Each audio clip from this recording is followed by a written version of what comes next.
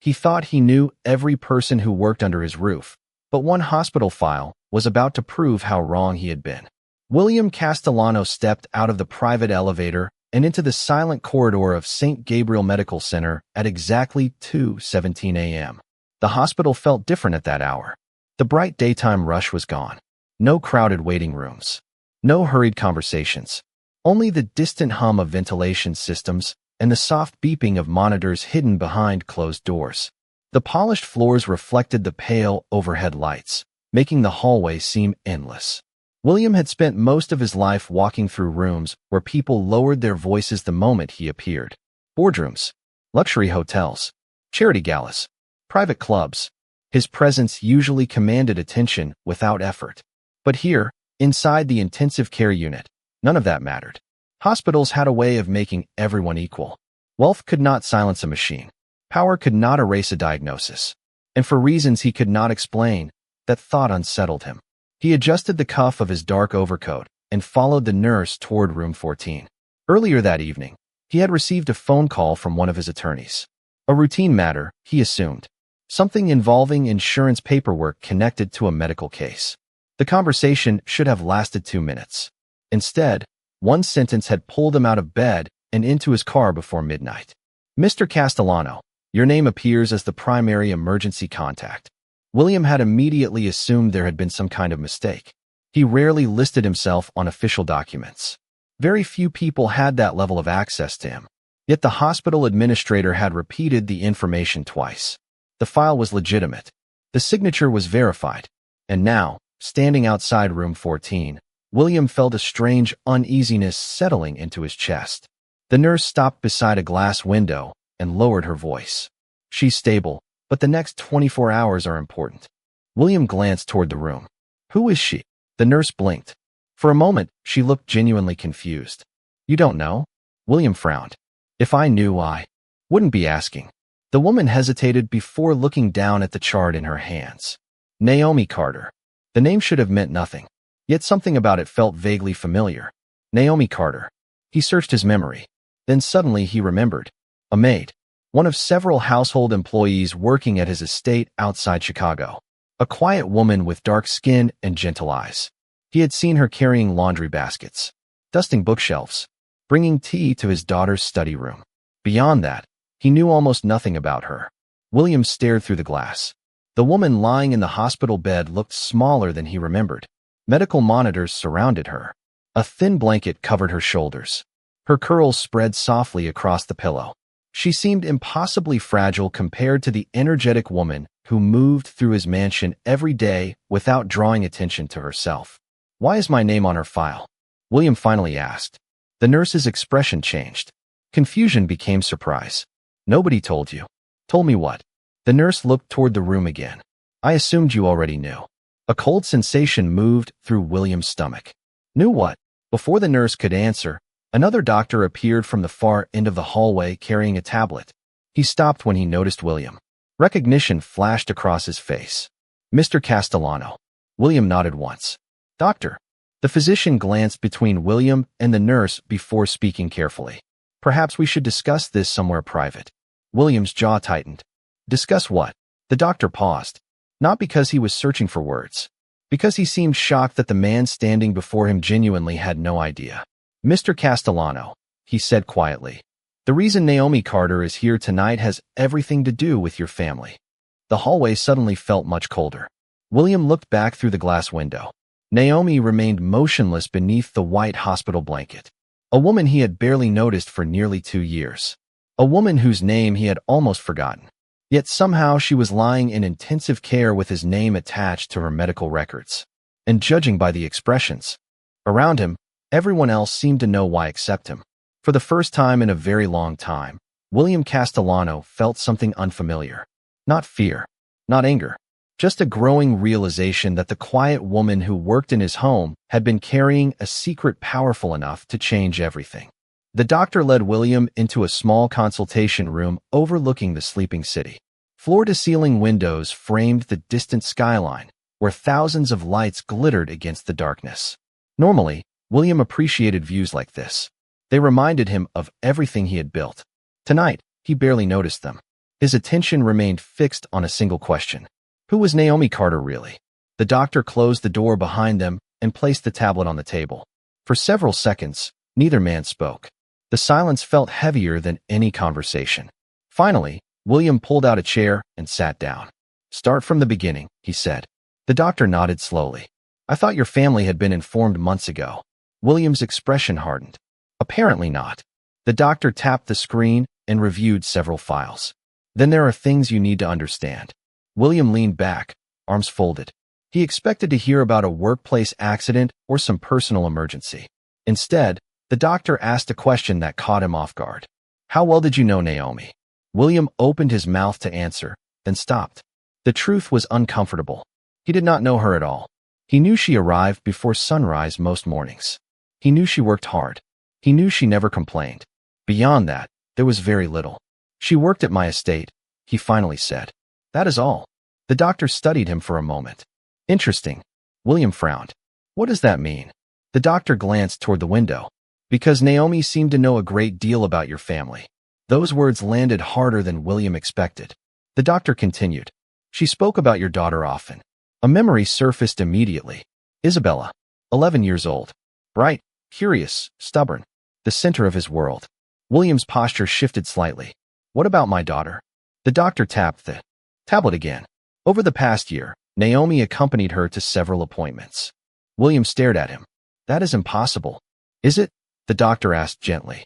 "According to these records, she was present more than once." William searched his memory. He remembered drivers, security personnel, tutors, nurses, specialists. His schedule had been packed with business obligations and charity commitments. Whenever he could not attend, someone else handled the details. Apparently, one of those people had been Naomi. A strange feeling crept into his chest. Guilt, small at first, then larger.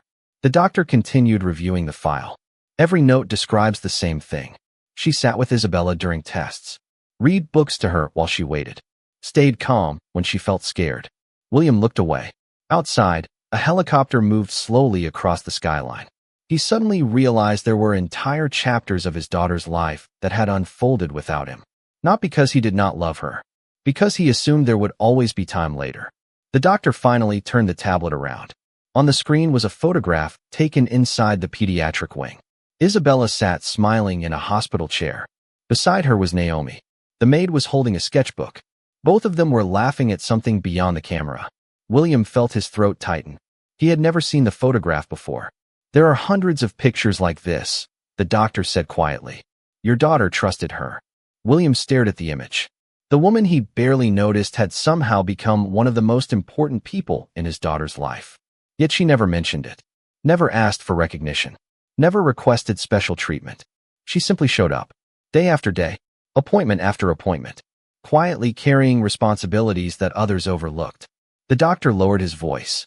"That is why what happened this week surprised none of us." William slowly lifted his eyes. "What happened this week?" The doctor hesitated. Then he answered with a seriousness that made the room feel suddenly smaller. "Mr. Castellano, 3 days ago Naomi made a decision that changed your daughter's future. And she did it knowing there could be consequences for her own health." William felt his pulse quicken. The mystery surrounding the quiet maid was growing larger with every passing minute.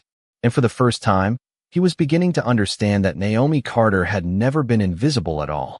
He had simply never taken the time to see her. William remained seated long after the doctor finished speaking. The photograph still rested on the table between them. Isabella's smile seemed almost unreal now. Bright, genuine, carefree, the kind of smile every parent wanted to protect forever. Yet the person responsible for preserving that smile was not sitting in a luxury office or receiving public praise. She was lying unconscious in an intensive care unit down the hall. The doctor picked up the tablet and opened another file. "There is something else you should see." William nodded silently. The screen filled with appointment records stretching back nearly a year. Dates, notes, specialist consultations, follow-up visits. Naomi's name appeared again and again, sometimes listed as caregiver, sometimes listed as support contact, sometimes simply marked present. The pattern was impossible to ignore. How often was she there? William asked quietly. "More often than anyone else," the doctor replied. Those words settled heavily over the room. William thought about the countless mornings he had left before sunrise. The endless meetings, the business dinners, the fundraising events. He had convinced himself he was building security for Isabella's future, providing opportunities, creating stability. Yet while he was focused on tomorrow, someone else had been helping his daughter survive today. The doctor scrolled through additional notes. Your daughter always became calmer when Naomi accompanied her. William looked down. Why did nobody tell me? The doctor gave a sad smile. Perhaps because Naomi never wanted attention. That answer felt painfully believable. Suddenly, William remembered dozens of moments he had overlooked. A cup of tea appearing on his desk exactly when he needed it. Isabella laughing in the garden after difficult appointments. Fresh flowers placed beside family photographs. Small acts of care that blended into daily life because he assumed they happened naturally. Now he realized there had always been someone behind them. Someone quietly making sure the people around her felt supported. The doctor opened a final file. 3 months ago, Isabella's condition became more complicated. William's attention sharpened immediately. He remembered those weeks. Additional testing. New consultations. More uncertainty. We began searching for a compatible donor. The doctor continued. Family members volunteered first. The results were disappointing. William remembered the disappointment clearly. Every potential match had fallen short. Specialists had warned that finding the right donor could take a long time. Time they did not necessarily have. The doctor looked directly at him. That is when Naomi approached us. William blinked. Approached you? She asked whether she could be tested. For several seconds, William simply stared. The words felt impossible. Naomi had volunteered on her own. Nobody had asked her. Nobody had pressured her. She had stepped forward willingly. Did Isabella know? William asked. No. The doctor shook his head. Naomi insisted on that. She did not want your daughter carrying any guilt or responsibility. William slowly looked away. Outside the window, the city remained asleep beneath a blanket of lights. Somewhere in that vast city were people chasing promotions, building careers, pursuing recognition. Yet the woman who had quietly offered part of herself to help a child had asked for nothing in return. No reward. No publicity. No gratitude. The doctor lowered his voice. We tested hundreds of possibilities. He paused before continuing. The odds of finding a match were extremely small. William felt his pulse quicken. He already knew what the next sentence would be, yet hearing it somehow made it more powerful. Naomi was the match. The room became completely silent. William stared at the table as 1,000 memories rearranged themselves inside his mind. The maid carrying books through the hallway. The woman helping Isabella with art projects. The quiet employee who always seemed to disappear before anyone could thank her. Suddenly, every image carried new meaning. And for the first time, William realized that the person he had barely noticed might have become the most important person his daughter had ever met. The doctor remained silent for a moment, allowing the weight of the revelation to settle. William sat motionless, staring at the photograph on the table. For years he had believed that understanding people was one of his greatest strengths. He could read business partners within minutes. He could sense dishonesty before a contract was signed. He could predict motives, ambitions, and weaknesses. Yet somehow he had completely failed to see the character of a woman who walked the halls of his own home every day. The doctor reached into a folder and carefully removed a sealed envelope. The paper was slightly worn, as though it had been opened and handled several times. He placed it gently on the table. There is one more thing. William looked at the envelope. His name was written across the front in neat handwriting. The sight immediately caught his attention. Naomi's handwriting. He recognized it from household notes she occasionally left for staff members. The doctor folded his hands. She asked us to keep this on file before the procedure. William stared at the envelope without touching it. A strange feeling settled in his chest. Uneasiness. Curiosity. Regret. Why would she leave me a letter? He asked quietly. The doctor's expression softened. Because she was worried she might not get the chance to explain herself. The room grew still. William carefully opened the envelope and unfolded the letter inside. The handwriting was steady, simple, unpretentious, exactly like the woman who wrote it. His eyes moved across the page. Mr. Castellano, if you are reading this, it means things did not go exactly as planned. Please do not blame anyone. Everyone at this hospital has been kind to me. This was my decision and mine alone. William swallowed hard and continued reading. I know you will probably be surprised. I know you may wonder why I chose to do this. The answer is simple. Isabella deserves every chance to live a full and beautiful life. She deserves birthdays, graduations, friendships, and dreams that have not happened yet. No child should lose those opportunities if there is something I can do to help. William's fingers tightened slightly around the paper. The doctor remained silent. He understood that this conversation no longer belonged to him. It belonged to the woman sleeping down the hall. William continued, "Please do not tell Isabella that I was afraid. She has already faced enough fear of her own. If she asks about me, tell her I was thinking about her drawings. Tell her I expect to see more of them when she gets better." A sudden memory flashed through William's mind. Isabella sitting at the kitchen table, surrounded by colored pencils. Naomi standing nearby, smiling as his daughter explained some elaborate story about a castle she had imagined. At the time, he had barely glanced up from his phone. Now the memory felt completely different. Painfully different. He lowered his eyes back to the letter. There was one final paragraph. "Mr. Castellano, I know you love your daughter. She talks about you all the time. Even on difficult days, she never doubts that. Please do not carry guilt for the moments you missed. Just be there for the moments that are still coming. That will matter more than anything." William stopped reading. The room became completely silent. No accusations. No resentment. No demands. The woman had every reason to be angry. Every reason to point out his failures. Instead, she had offered him grace. The kind of grace few people possessed. William slowly folded the letter and stared out the window. The city lights blurred slightly as emotion tightened his throat. The doctor finally spoke.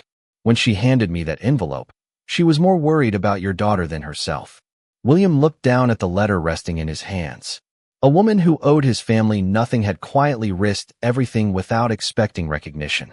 And the deeper he looked into Naomi Carter's actions, the more impossible it became to understand how someone could carry that much kindness without ever asking the world to notice. William left the consultation room, carrying the letter as though it were something fragile. The hallway outside felt quieter than before. Every sound seemed distant. Every step seemed slower. For the first time in years, his mind was not occupied by contracts, schedules, or responsibilities. It was occupied by a woman he had never truly seen. He stopped outside Naomi's room once again. Through the glass, she remained asleep beneath the soft hospital lights. The machines beside her continued their steady rhythm. William found himself wondering what her life looked like beyond the walls of his estate. Where did she go after work? Who worried about her when she was sick? What dreams had she put aside while helping everyone else chase theirs? Until tonight, he had never asked those questions. A quiet voice interrupted his thoughts. "Mr. Castellano?" William turned and found an older nurse approaching him. She carried a small paper folder tucked beneath her arm. "There is something you should probably have." William accepted the folder. Inside were intake documents and personal belongings that had been collected when Naomi arrived. Nothing expensive. Nothing remarkable. A library card. A folded grocery receipt. A worn keychain shaped like a sunflower. Ordinary things. Yet somehow they felt more meaningful than any luxury item he had ever owned. As he examined the contents, a photograph slipped from the folder and landed on the floor. William bent down and picked it up. The image showed Naomi standing beside an elderly woman on the front porch of a modest brick house. Both women were smiling. The porch swing behind them looked weathered with age. The flower pots were overflowing with color. Written on the back in faded ink were 3 simple words. "My favorite person." William stared at the picture longer than he expected. The nurse glanced at it and smiled softly. "Her mother?" William asked. The nurse shook her head. "No, her grandmother." She hesitated before continuing. "Naomi talked about her a lot." William looked up. "You knew her?" "Quite well." The nurse folded her hands. "She came here many times over the years." William frowned. "For herself?" A shadow crossed the nurse's face. "No, for her mother." William felt his attention sharpen. Immediately, the nurse lowered her voice. "Many years ago, Naomi's mother became seriously ill. The family spent months searching for a donor. They never found one." William remained silent. The nurse continued. "Naomi was only a teenager at the time. She watched someone she loved struggle while everyone hoped for a miracle that never arrived." The words seemed to echo through the corridor. Suddenly pieces began falling into place. The letter, the secrecy, the willingness to help, the complete absence of hesitation. The nurse looked toward Naomi's room. People think kindness comes naturally to some individuals. That is not always true. William listened carefully. Sometimes kindness comes from remembering what it felt like when nobody could help the person you loved most. The hallway fell silent again. William looked through the glass at Naomi.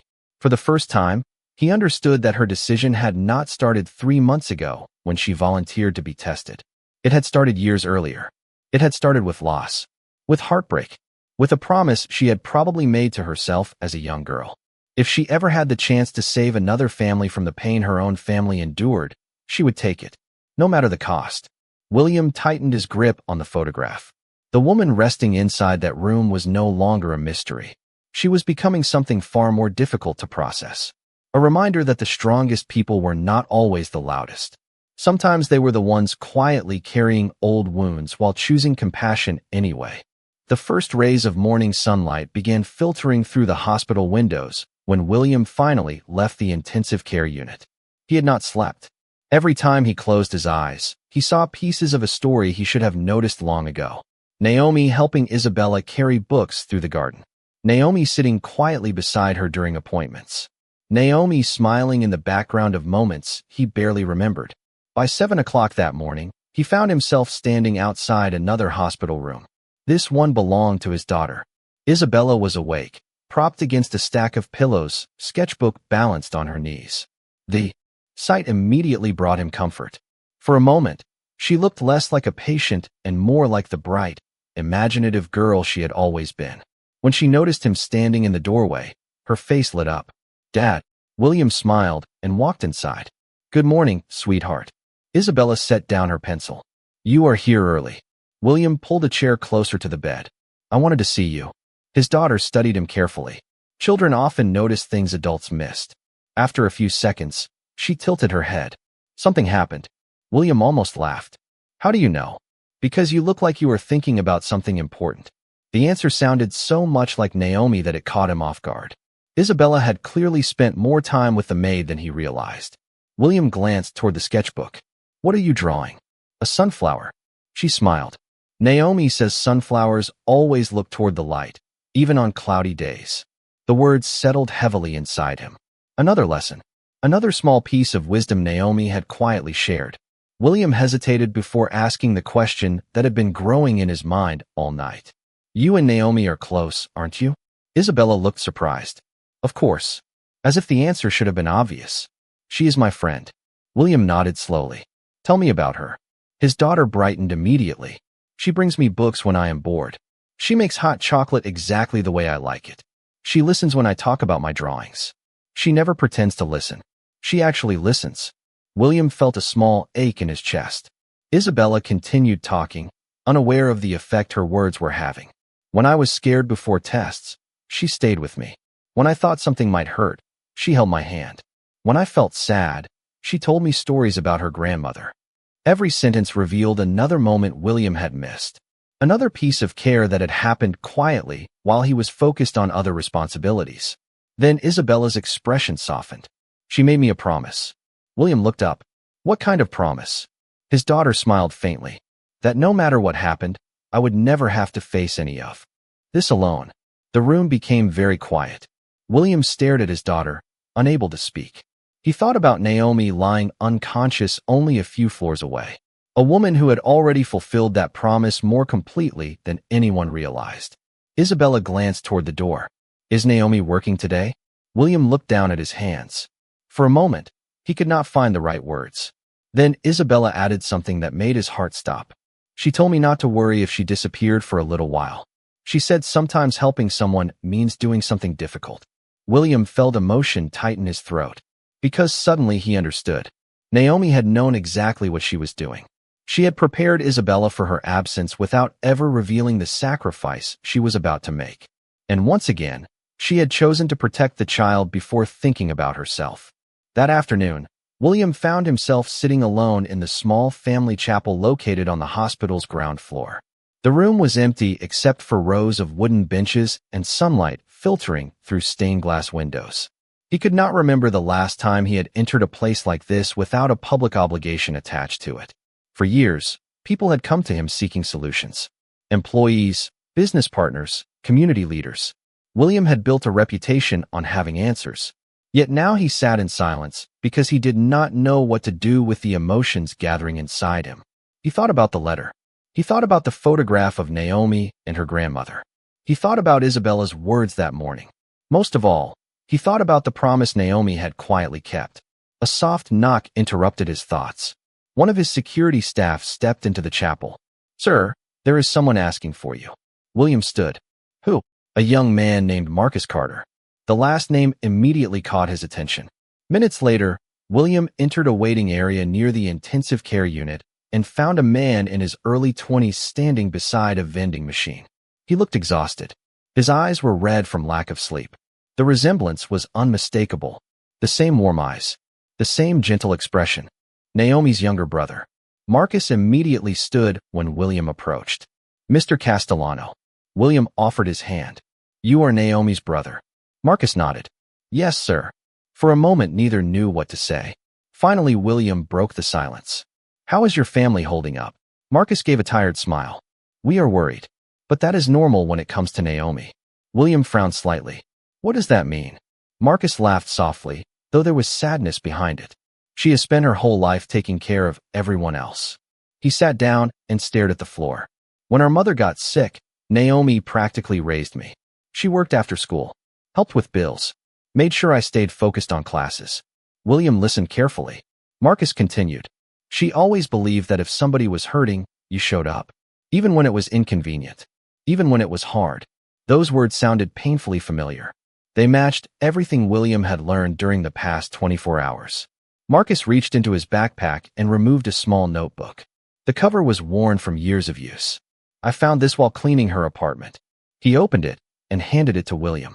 Inside were pages filled with sketches. Most were simple drawings. Flowers, trees, sunrises. Then William reached a page that stopped him cold. It was a drawing of Isabella sitting beneath a giant sunflower. Written beneath the picture were a few words in Naomi's handwriting. "She is stronger than she knows." William stared at the page. Marcus smiled sadly. "She talked about your daughter all the time." The words hit harder than expected. Not because they were surprising anymore.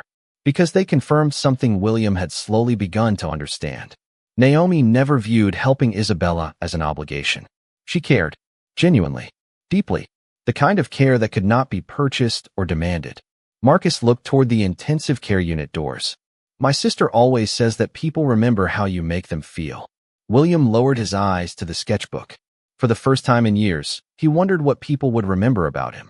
And as he sat there holding a drawing created by the woman he had once overlooked, he realized that Naomi Carter had already left a larger mark on his family than all the wealth and influence he had spent a lifetime building.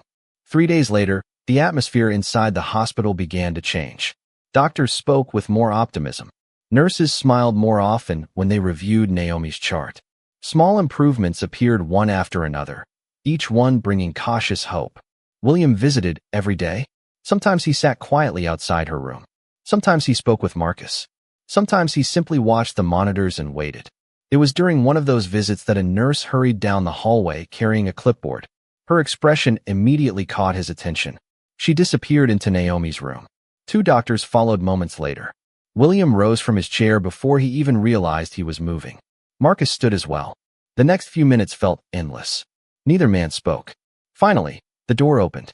One of the physicians stepped into the hallway with a smile that seemed brighter than any hospital light. "She is awake." For a second, nobody moved. Marcus covered his face with both hands. William felt relief wash through him so suddenly that it almost left him unsteady. The doctor continued. "She is tired, but she is responding well. We can allow brief visits." Marcus entered first. William remained outside, giving the family a private moment. Through the glass, he watched Naomi's brother lean over the bed. He watched tears appear in Marcus's eyes. He watched Naomi smile weakly in response. 20 minutes later, Marcus stepped back into the hallway. His face was emotional, but peaceful. "She wants to see you." William froze. "Me?" Marcus nodded. "You." The room was quiet when William entered. Afternoon sunlight filtered through partially open blinds, painting soft golden lines across the floor. Naomi looked pale and exhausted, but her eyes were open. For the first time, William truly saw her. Not as an employee, not as background, as a person, as someone whose actions had changed his family's life forever. Naomi offered a faint smile. Mr. Castellano. Her voice was weak, but recognizable. William moved closer to the bed. You should be resting. Probably. Her smile widened slightly. Then, before William could say anything else, Naomi asked the question that stunned him. How is Isabella? Not how am I? Not what happened. Not whether she would recover. Her first concern was his daughter. William lowered his eyes for a moment. Even now, after everything, she was still thinking about someone else. She is doing well, he answered quietly. Very well. Relief immediately softened Naomi's expression. She closed her eyes briefly and released a slow breath. Good. William stood there in silence. The simplicity of that single word somehow carried more emotion than 100 speeches. Good. As though that alone made everything worthwhile. After a moment, Naomi opened her eyes again. Please do not tell Isabella all the details. William almost laughed softly. You are still protecting her. Naomi looked toward the window.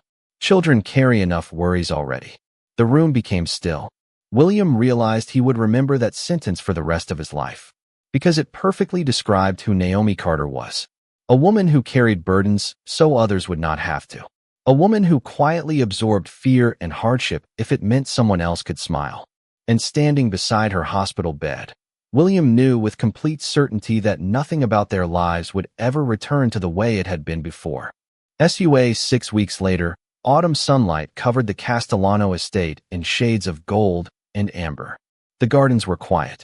The fountains reflected the afternoon sky. Life had slowly returned to normal, at least on the surface. But beneath that calm exterior, everything had changed. Naomi stepped out of a car and paused at the entrance of the estate. She was fully recovered now, stronger every day, yet returning felt strange. For nearly 2 years, she had walked through these doors as an employee. Invisible, anonymous, someone who quietly worked in the background while others occupied the center of attention. Today felt different. Before she could reach the front steps, the front door opened. Isabella came running across the driveway with a smile, so bright it seemed capable of lighting the entire property. Naomi. The girl wrapped her arms around her. Naomi laughed through unexpected tears. Look at you. Isabella pulled back and proudly showed her a new sketchbook.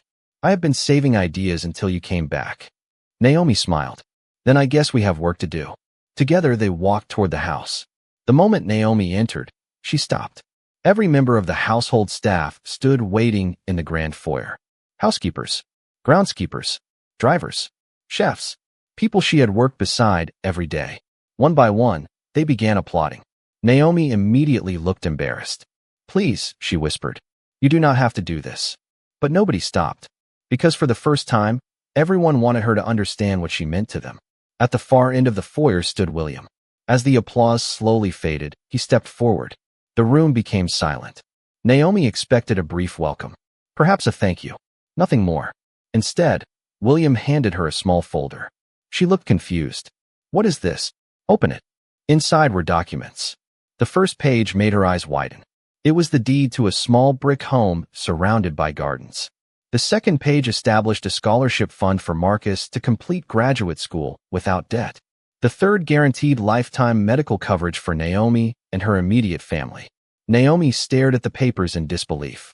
Mr. Castellano. William gently shook his head. No. The room remained completely silent. Every eye was fixed on them. William looked directly at her.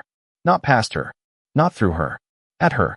For a long time, I thought leadership meant providing for people, he said quietly. You taught me it means seeing people. Naomi felt tears gathering in her eyes. William continued. Nothing in this folder can repay what you gave my FA.